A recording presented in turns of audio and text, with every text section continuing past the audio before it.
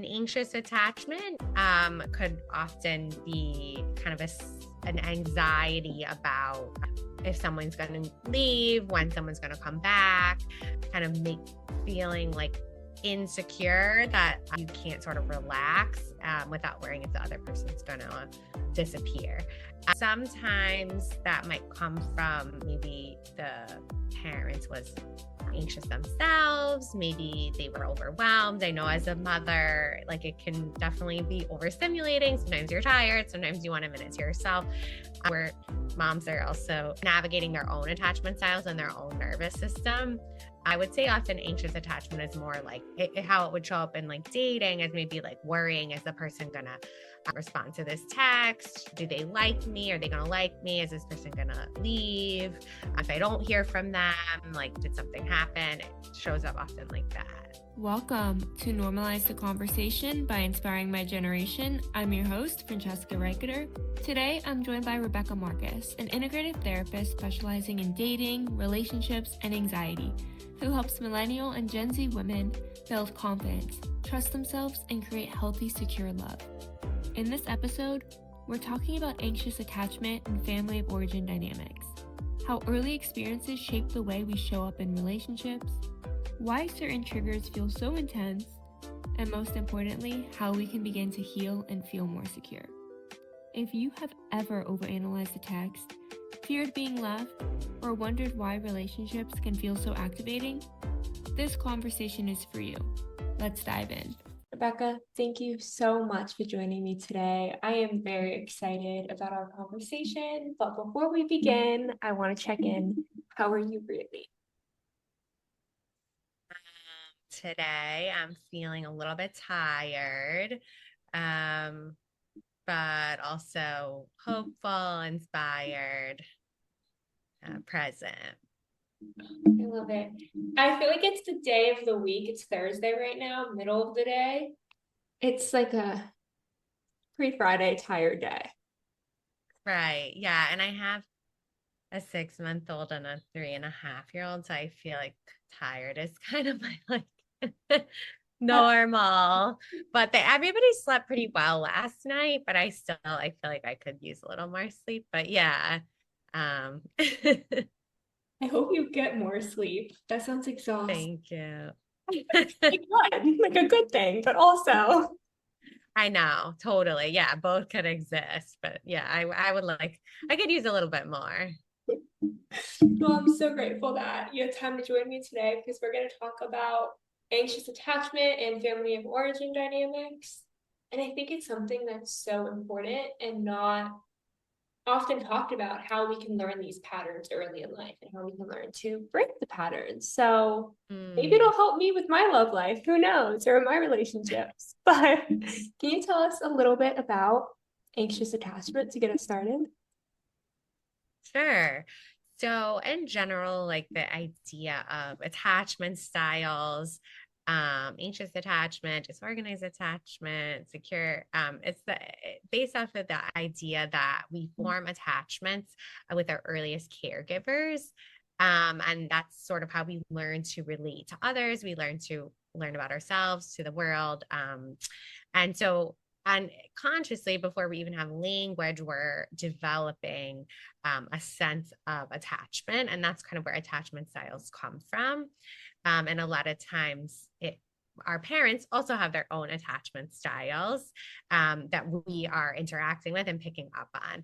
So an anxious attachment could often be kind of an anxiety about if someone's going to leave, when someone's going to come back, kind of feeling like insecure that you can't sort of relax without worrying if the other person's going to disappear. And so, sometimes that might come from maybe the parents was anxious themselves, maybe they were overwhelmed. I know as a mother, like it can definitely be overstimulating. Sometimes you're tired, sometimes you want a minute to yourself. So moms are also, like navigating their own attachment styles and their own nervous system. But yeah, I would say often anxious attachment is more like how it would show up in like dating is maybe like worrying, is the person gonna respond to this text? Do they like me? Are they gonna like me? Is this person gonna leave? If I don't hear from them, like did something happen? It shows up often like that. Thank you for breaking it down. I know a lot of my friends, and I guess me too. A common thing that we're experiencing is, I guess, that anxious attachment amplified by social media, right? Like, oh, is he viewing my story? Are they viewing my story? Why didn't they like it? Why didn't they like my post? Why didn't they comment? Why didn't they follow me back yet? Mm, Like all of like the over analyzing. Yeah. things. And I know for me, something that's always very prevalent, and I'm curious if this is a common thing for a lot of people, but like, oh, I'll leave first so that they don't leave me. Like, I'll end the relationship first Mm. so that they don't break up with me and break my heart. Like a almost like a protection thing. Is that anxious attachment? Yeah, I mean, in general, I think it is probably like a pattern of protection. It's sometimes hard to know if it's always conscious. Like, maybe somebody might even just feeling like they're getting close, but it feels scary, and they're not sure about it. So maybe they will almost like sabotage like a fight or shutting down or something. Yeah, I mean, I think that that's really common. And they say this idea that like we're wired for connection, but when we've experienced trauma, whether, big T or little t or like anywhere in between, our brain and body kind of will prioritize protection over connection. And so then this kind of thing can happen for sure. It makes sense. I'm learning a lot about myself today. So, like, let's fix fears. Oh, and also though, I think what you were saying in terms of kind of this like, well, he read my story and like we're like, look, we're trying to make sense of it. Our brain is looking for certainty. And that's what they almost say. Like anxiety is your body, it's like signaling like, oh, there's danger, like I'm feeling out of control. So like kind of this over analyzing is sometimes our brain's way of trying to like maintain a sense of control, but then we can get sort of stuck in that spiral. And sometimes we don't always know. And honestly, with men, sometimes I feel like it's just not that deep. Like we as women, we're like, well, why did you say that? Why did he reach out to me then if he does? But like asking men, and I feel like I remember asking, I mean, at this point, like I'm married, but like even asking my husband, I remember he was like quiet. I couldn't tell. I'm like, are you like mad? What's going on? And he's like, what? Like, oh, I'm just hungry. Or like, there's not always that much going on. Like, I know you think that I'm like mad, but like, I was kind of just like spacing out or like watching something on my, and so I think like often we women tend to overanalyze a lot. But we're usually looking for some sort of certainty to calm ourselves. Okay, that makes sense. So what I'm experiencing, like me and my friends, like this is a normal thing that people go through. Okay, awesome. I love that Totally. because it's not something that's often talked about, or it's kind of made fun of a lot of times. Like, oh, I was stalking his account, ha ha ha. Right? Like I was looking to see if he viewed my stories, if he was posting. And I don't think it's often talked about as this is something that you may be feeling anxious about. Your mind's trying to make sense of it. Trying to find like a sense of certainty. Yeah. And so I guess it's a balance because sometimes it might be helpful for us, but then if we're doing it to the point where it's like we're spiraling and it might be actually making us more anxious. So, just kind of being like mindful of it and kind of thinking about like, what am I needing? And also like learn how to maybe kind of connecting with like friends or other supportive people or learning like self-soothing. I think in terms of like unlearning or relearning, it's like sometimes that can be a helpful way to like soothe anxious attachment because I mean, our attachment styles are going to come into play even if we're in a secure relationship. Like we may have times when we're feeling more anxious or we're feeling more avoidant or like our partner and we're not on the same like maybe they want time alone, but it triggers your anxious attachment and then your anxious attachment is making them kind of shut down because they want space, or like or you're like wanting space at the time that they're wanting to connect. So I think just the more we can like get kind of familiar with it and also learn like when is it up to me to sort of self-soothe and when is it like the other person, maybe if like somebody's not very communicative, but like they like us, we're dating, it's kind of just say, hey, I need more like communication. I need more like verbal confirmation that you're interested. That's something they can do. But then sometimes it's up to us to also be like, maybe they're not a big texter and like we've talked about it. And now it's time for me to soothe that like old anxiety, if that makes sense. It does. I like the component of communication's important, right? And being able to get on the same page instead of kind of being in your head. And if their behavior is something that triggers you, being able to self-soothe. I love that. But one thing I want to go back to, I want to talk more about the Yeah. self-soothing. But so you said like could be you're anxious or avoidant. So it sounds like attachment styles are fluid. They're not just one or the other. Yeah, definitely. And I mean, I think with pop psychology, some of the stuff it seems like, oh, I'm anxiously attached. Like, but exactly, I look at attachment much more with this fluid lens and this disorganized attachment where it's like the anxious and avoidant together, I think is way more common than people talk about. And also, like, so you could kind of have a tendency towards one, but like if you're in a relationship, depending on what that person's attachment style is, like it could kind of um oscillate. And you could be securely attached, but still have these tendencies towards, anxious, avoidant, or like somewhere in between.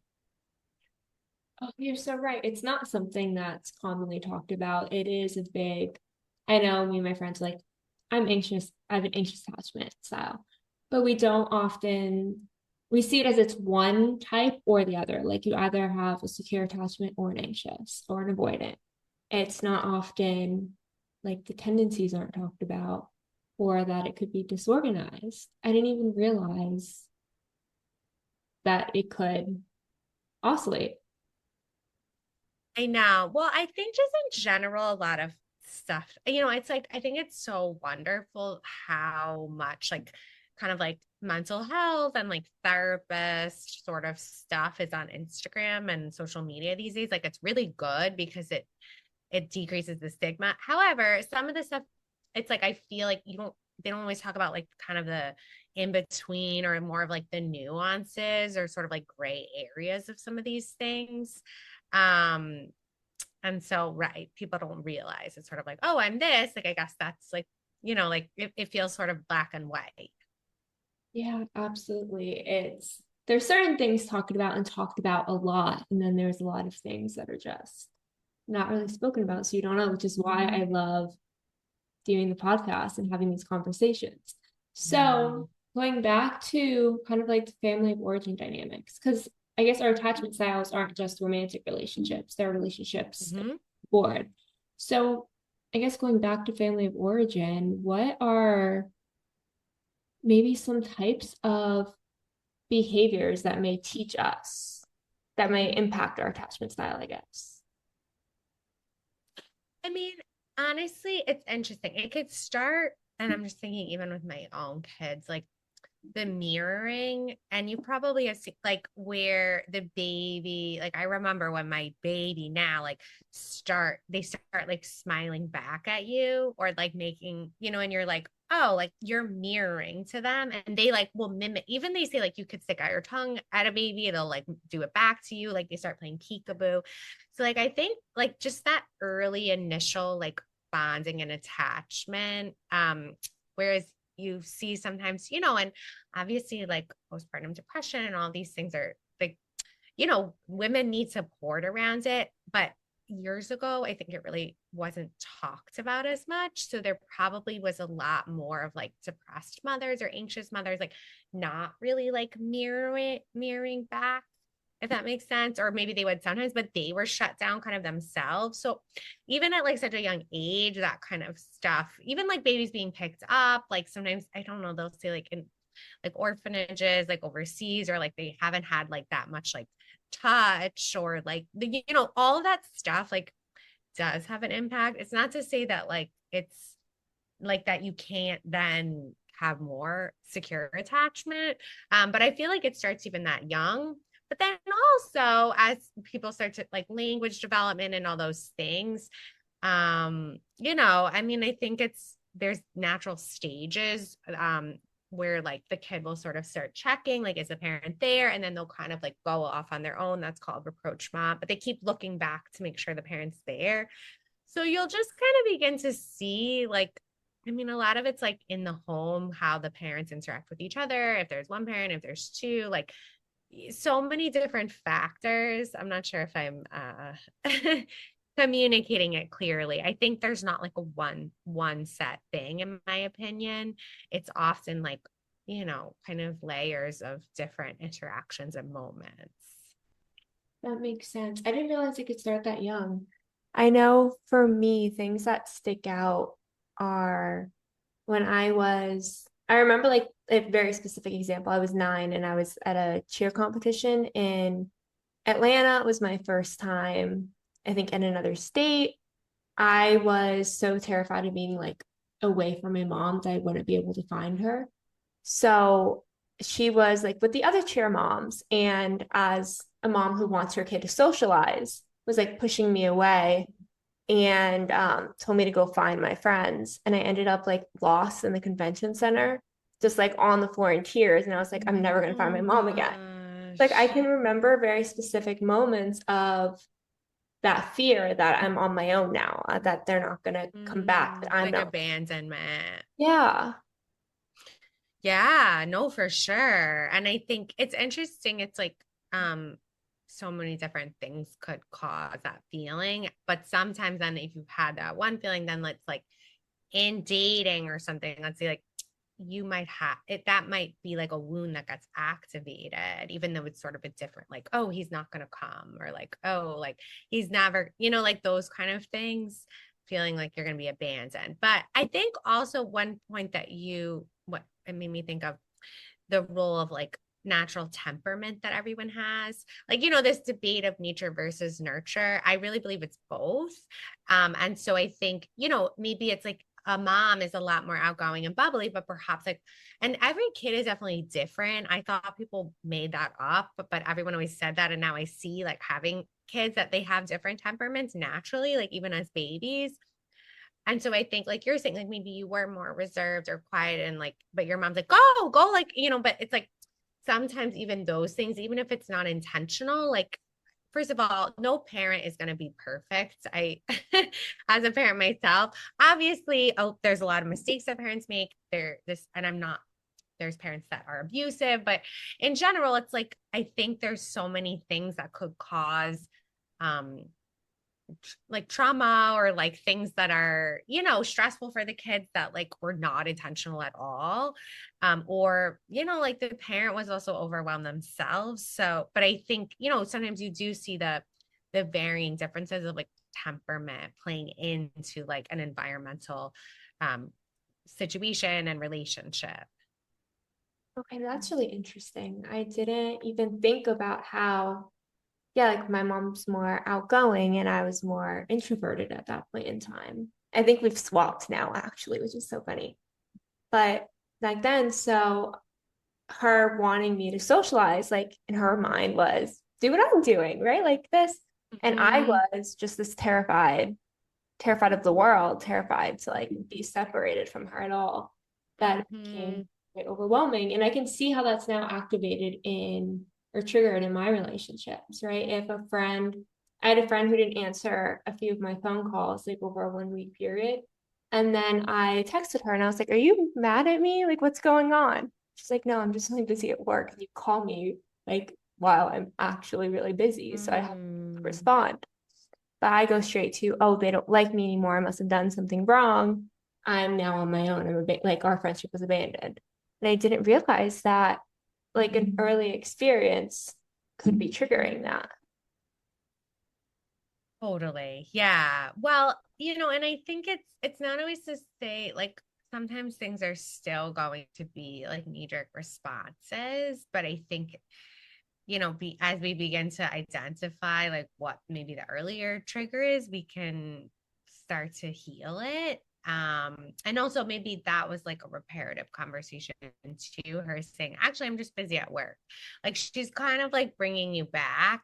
But it is interesting because the nervous system, like the way that we're programmed, somebody leaving us, like from sort of the cave dwelling days, it's like our body wants to protect us. So if we were left alone in those days, like we could be like abandoned in a forest with no food, like to be eaten by a wild animal, so our body still sometimes has that same response.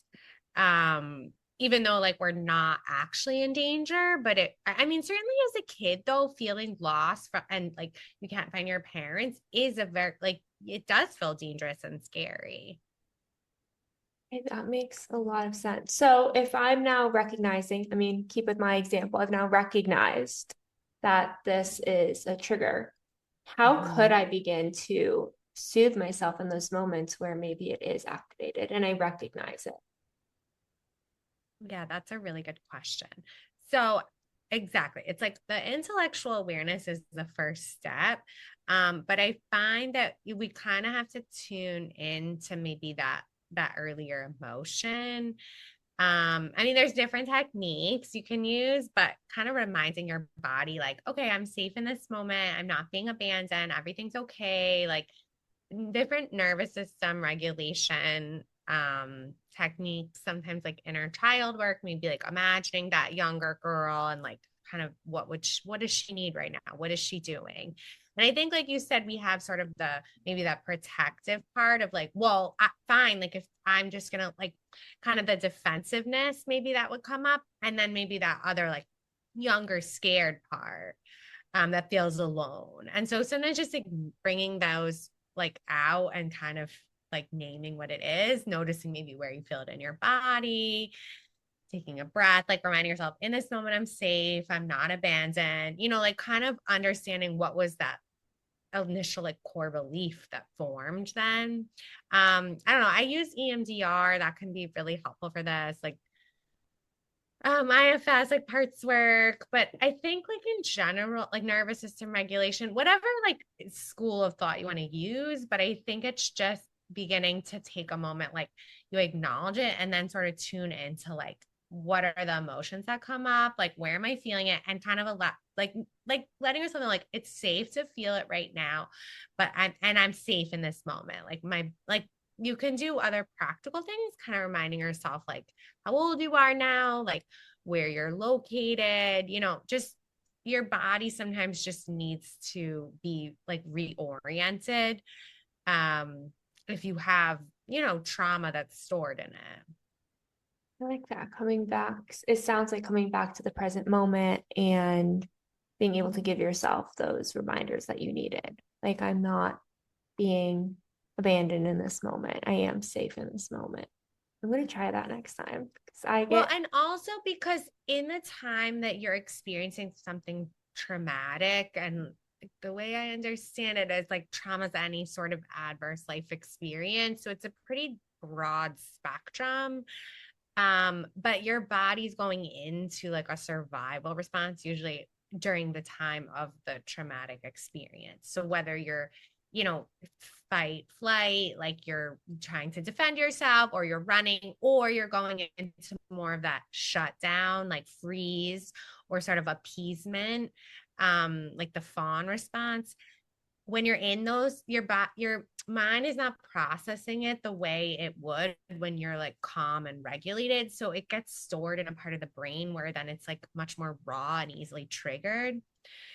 And so EMDR can be a good way, like tapping. There's so many different ways, but in general, I think if then we're in a regulated state and we're able to kind of take a moment and like feel the emotion that was there and kind of normalize it, give it like space to be processed, I feel like that in itself just is a good way to begin to like soften it and kind of like turn down the volume and create a pause between the reaction. So it's like you still might get a little bit triggered, but you're like, oh, okay, like let me, this is old stuff, like, and I think also seeking, sometimes saying like, hey, like you were seeking reassurance isn't always a bad thing if we're doing it like obsessively, but like sometimes like it's your friends. Like, you know what I mean? Like it was okay for you to ask her that. And she gave you that reassurance.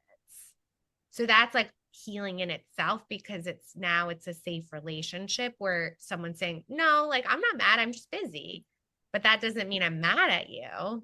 But honestly, as a kid, sometimes when our parents are busy, and I see this with my daughter too, like you're like, oh, okay, like I'm trying to get her, like I'm trying to get the baby food and I'm trying to make your mac and cheese, and like you're wanting me to do this. And like they're like, we're like busy, we're not available, so it doesn't, but that doesn't mean we don't love them. So it's sometimes, but as a kid sometimes you don't have the same level of comprehension and understanding that you do as an adult.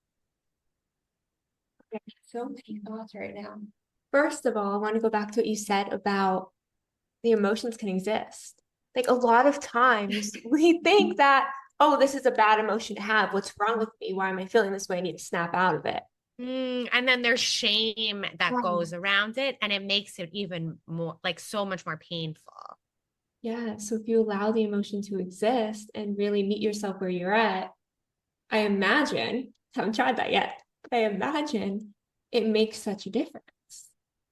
Well, the thing is, though, I think sometimes maybe when we were kids, like if first of all, if our parents are not demonstrating how to regulate emotions, and I think nowadays it's like we understand so much more about like the role of the nervous system and like being parenting from a place of being regulated.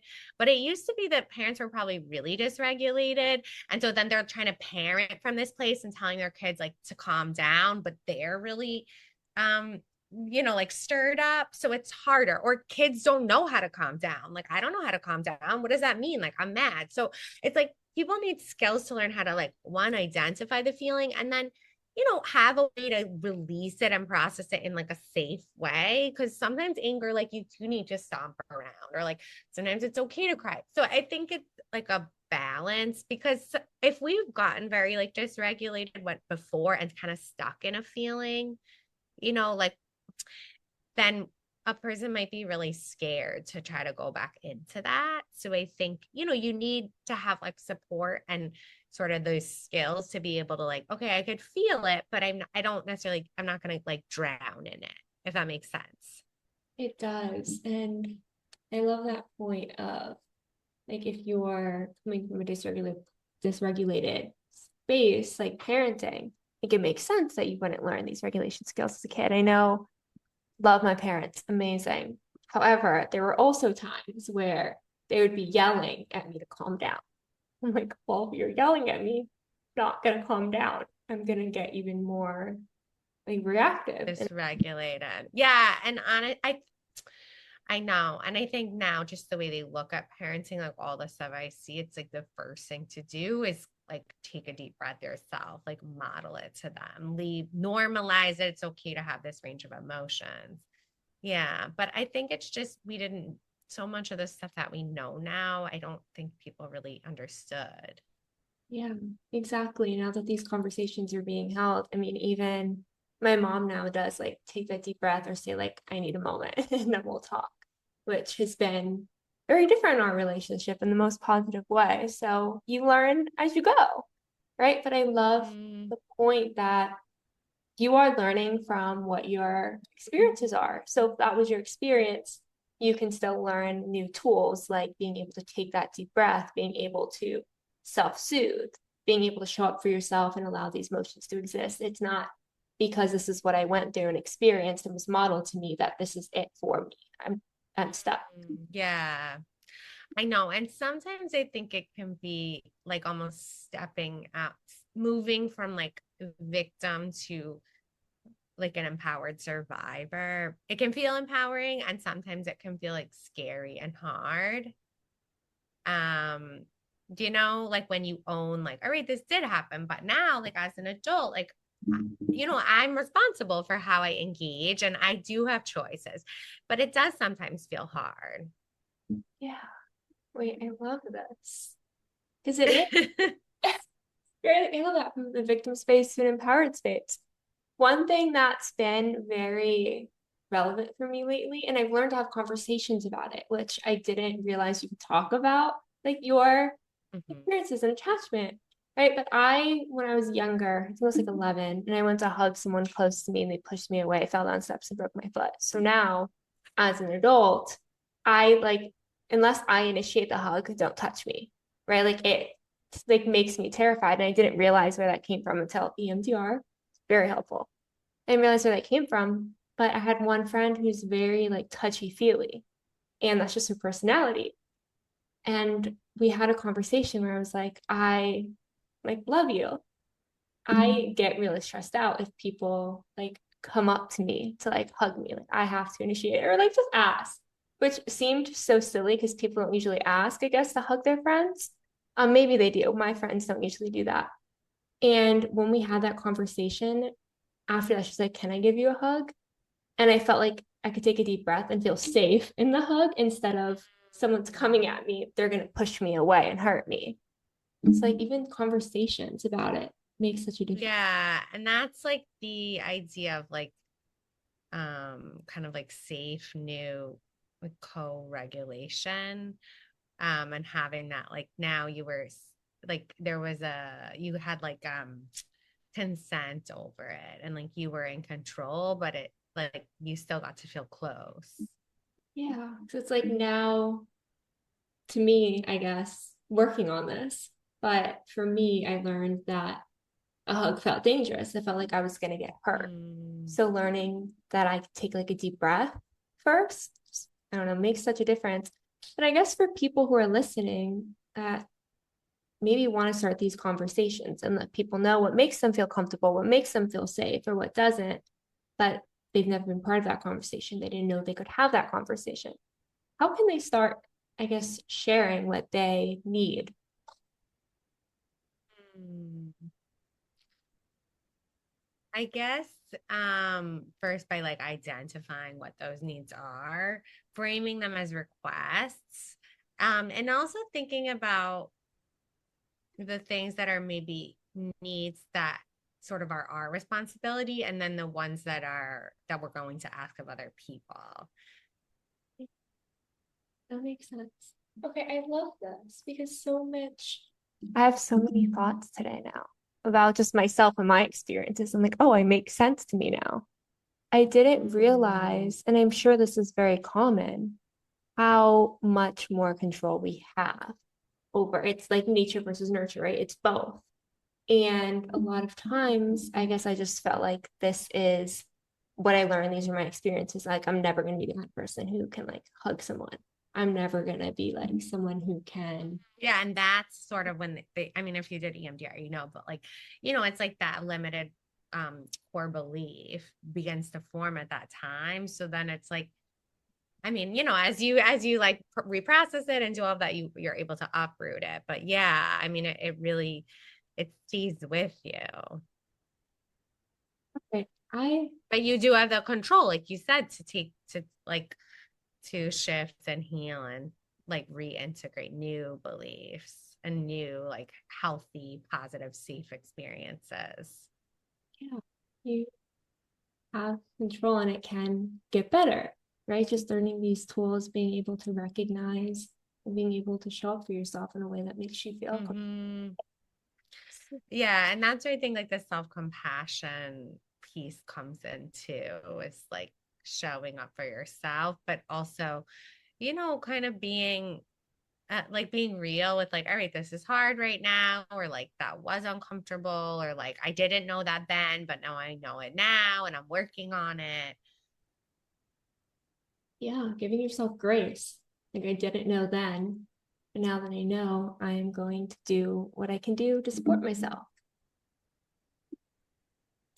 Yeah, I know. It's so interesting. Like you're saying, the amounts of judgment that we like often put on just like our experience that we're having. Like, I'm upset. I shouldn't feel that way. Or like, I feel, whatever, mad, but like, I can't believe I'm mad at them. Does that make me a bad person? Am I mean? Like, I want space. Like, is it rude to tell the person that I need? Wait, that's so true. I always think, oh, I'm mad about this. I don't know why I'm mad, therefore I'm a bad person. Or like I'm mean for wanting space.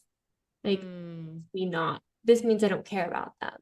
This means, like it comes from all this judgment shows up. And then I think, well, I'm a bad person. I know, it's so interesting. And I think just in general, the anger, the way that it's modeled to us or not modeled to us, like it's such a taboo topic. But it's I think like we need space to be able to at least like recognize when it's coming up and sometimes be able to figure out like healthy, safe ways to like express it and release it. Okay, so as we're wrapping up, you gave us so much information today, but what's one additional last piece of advice or tool that you'd like to leave our audience with? I guess that we all actually have a lot of internal strengths within ourselves and embodied wisdom and inner knowing.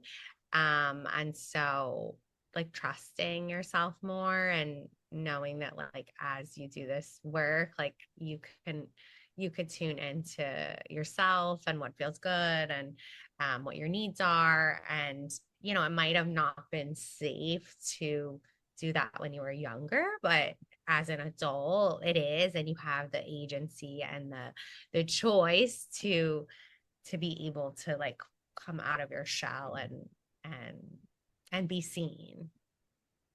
Absolutely. Okay. So many things that I'm like, oh, can't wait to take this with me. But for those, right, I'm like, I can't talk because I'm just like, I love that. The age. Oh, I'm so glad. Yeah, this was a really like enjoyable conversation to have with you. It was, and it helps me realize more things about myself that are maybe impacting my relationships that I didn't realize. And that gives me more, you said like agency in this to be seen. And that's so powerful. All right. So how can people connect with you, learn more about you, your work? Yeah. So you can go to my website, rmpsychotherapy.com, to get in touch with me, or you can email me at hello@rmpsychotherapy.com. I'm pretty active on Instagram. I think maybe that's how we had connected initially, but my handle is rm.psychotherapy there. And always happy to connect. We have some groups at my practice and individual. And I have also a digital workbook as well for people, and also a lot of like free meditations and resources and those kind of things.